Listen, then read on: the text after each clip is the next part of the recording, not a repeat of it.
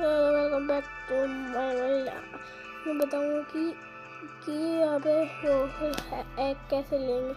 सबसे पहले एंविल लो,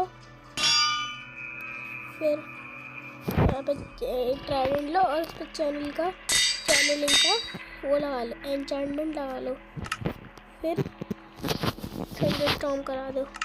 थंडरस्टॉर्म को वेट करो, मैं तो ऐसे पहले टाइम नहीं है इसलिए। और फिर यहाँ पे क्रीपर वाला और फिर इसको और फिर यहाँ पे एक स्केलेटन डाला और फिर फ्लिंट स्टील चाहिए।